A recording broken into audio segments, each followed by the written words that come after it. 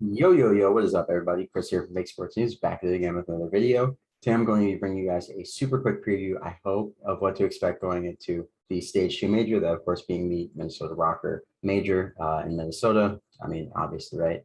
So, without further ado, let's get right into the bracket.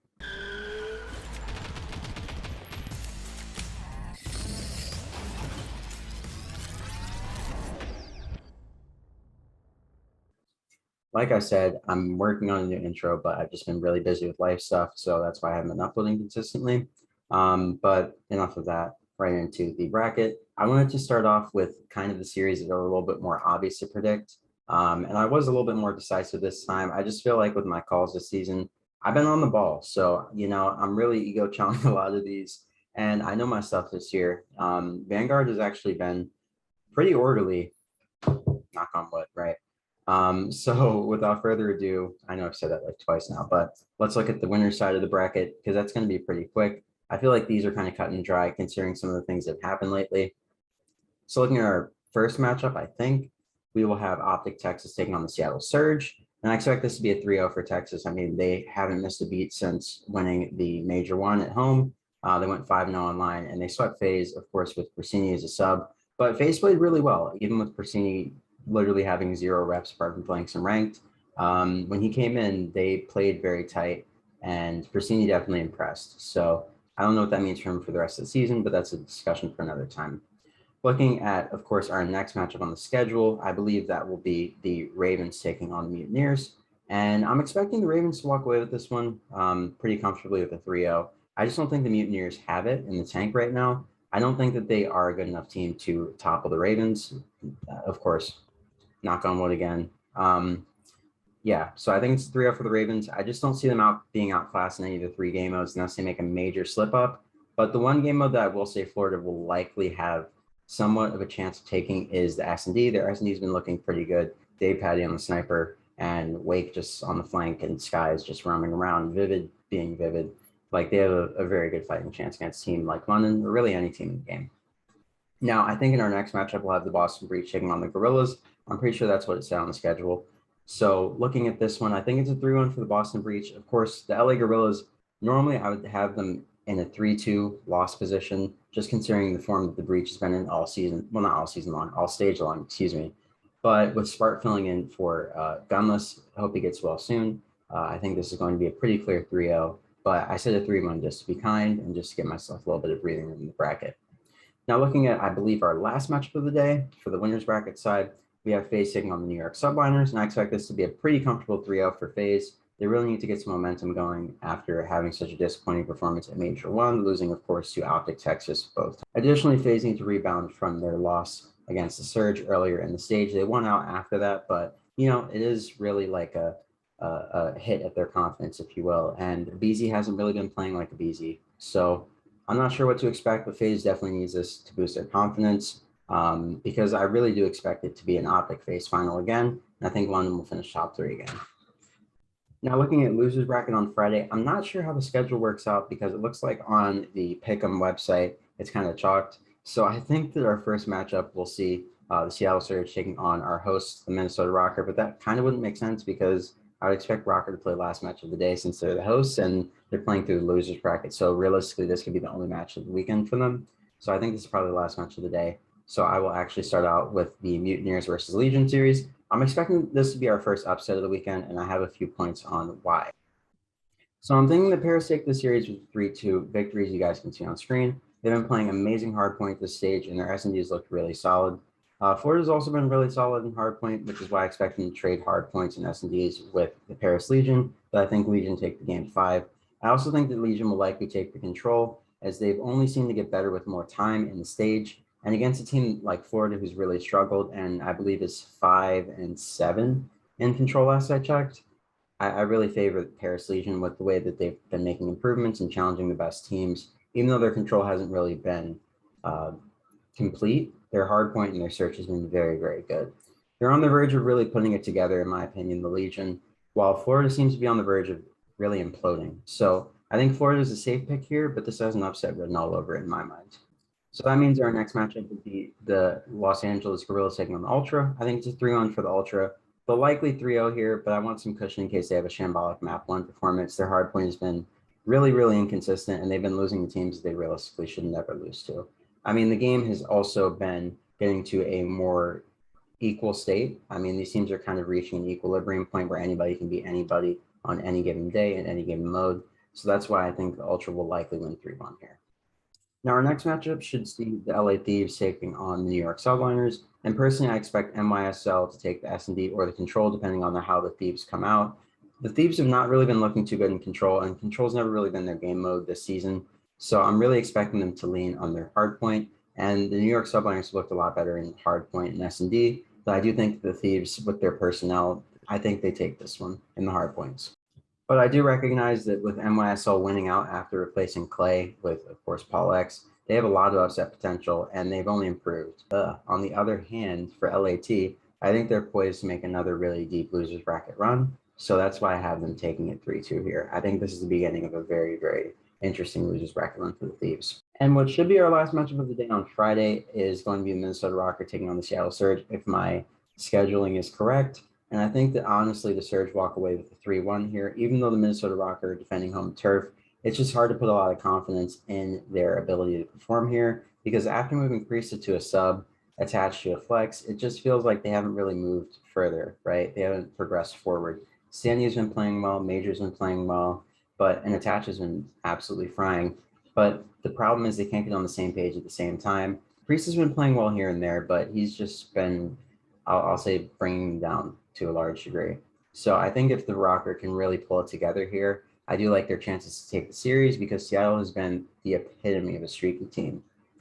But with all things being considered, I expect the Surge to just outclass them in each and every game mode. But the S&D, the Rokkr have been clear-cut top 3 S&D team really since the beginning of the year. But the Surge have been an okay control team and a really good hardpoint team from the jump. Definitely better than Rokkr in my opinion. So that's why I have it as a 3-1 for the Surge. There's going to be 2 hard points that they can't get past, right? So even if they split, I do think that Surge have enough looks in S&D where they could rebound, and I do think that they are just a better control team overall. So that's why I have Seattle 3-1. Looking at our matches on Saturday, we kick things off with the Seattle Surge taking on the LA Thieves. And personally, I think that the Thieves will build on the momentum that they have after beating the Subliners with another victory over the Surge. I think that they can build on the momentum of a Friday win by carrying it into Saturday and only steamrolling more teams in their quest to, I guess, make it out of the losers bracket, even though that's a very, very, very ambitious undertaking, right? So looking at that series, I do think that the Thieves are going to outclass the Surge in both hard points. I expect Seattle to take the S&D and Control to go up 2-1, but I expect the Thieves to get it back in map 4. And then I think that with that momentum, they will be able to topple the Surge in map 5. The Surge have just not had the composure that we really need them to have to be a top team in this game. And I don't think that that will really change much this weekend. Something really consequential needs to happen. And there has to be some sort of mechanism where we see like a clear change of fortunes for Seattle for me to put any sort of faith in them again. Now, looking at what I think is our next matchup on Saturday, we will have the Royal Ravens taking on the Boston Breach. And personally, I think this is a 3-1 for the Ravens. I think the Breach will likely take the S&D if it's not a 3-0 kind of map set for the Ravens. The Ravens have just been in a league of their own in comparison to teams like the Breach, who are really 4 through 12. In my mind, it's S tier, Optic, and Faze. And then on the fringe of S tier, or I really call them S tier, I have the Ravens. The Ravens could be Optic or Faze given the right map set and the right day.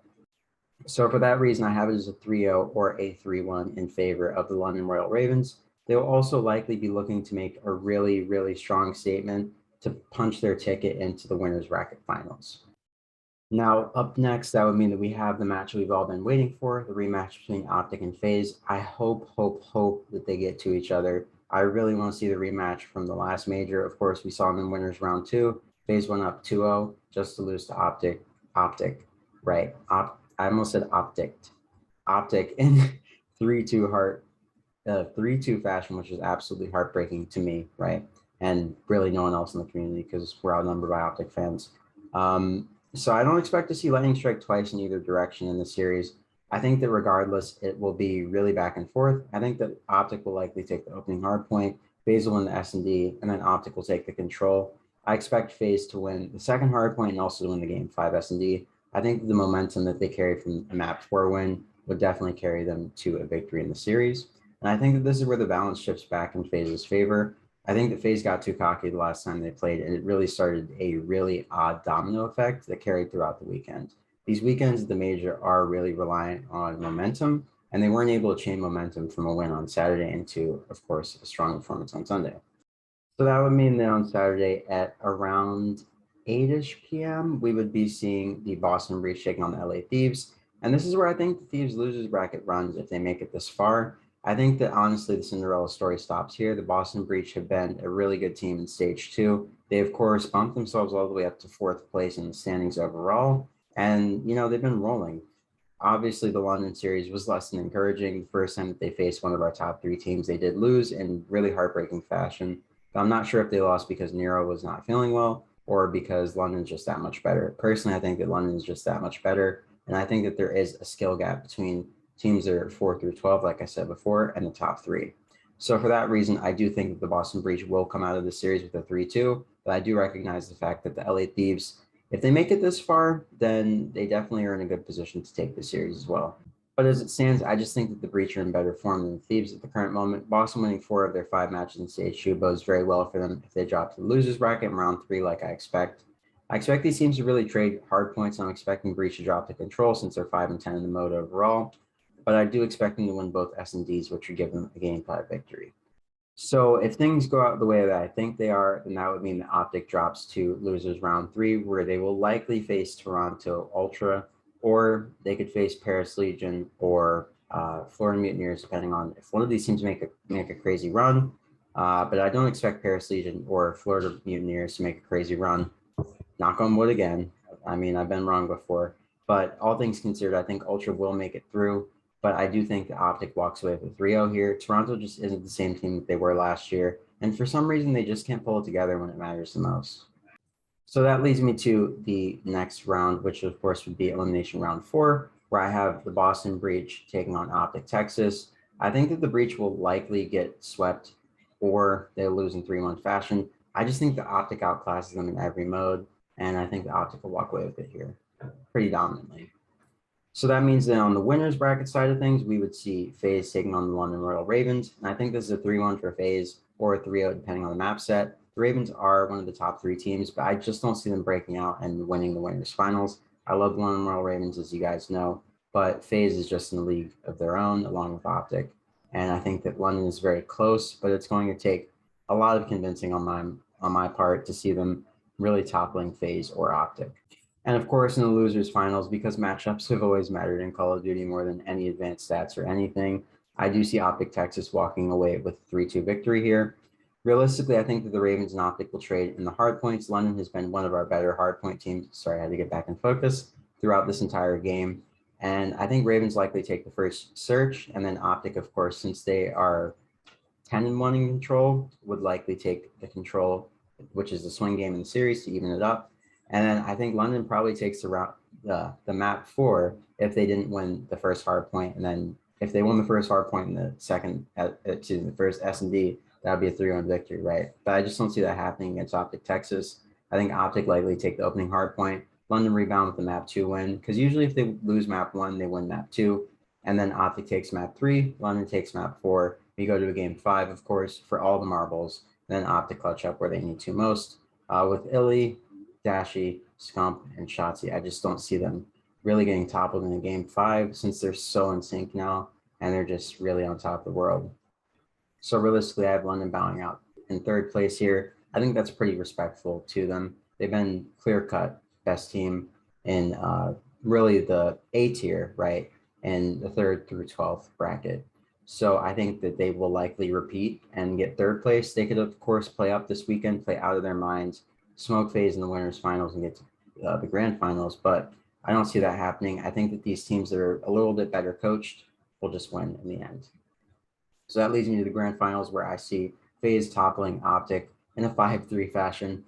I don't know, guys. I just think that this is going to be a back and forth battle. It's going to be a seesaw all season between Faze and Optic. I really love that the rivalry, has been reignited. Makes me feel like I'm in high school again, seeing Optic and Faze trading.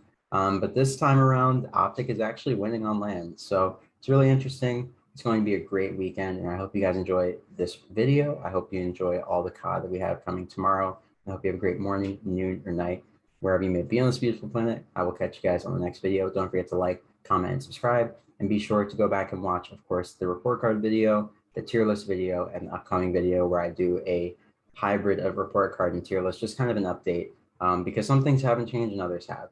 So I'll catch you guys in the next video. Hope you have a great morning, noon, or night, like I said before. And yeah, that's it for me. Once again, this is Chris from Fake Sports News, and I'm signing off. Peace.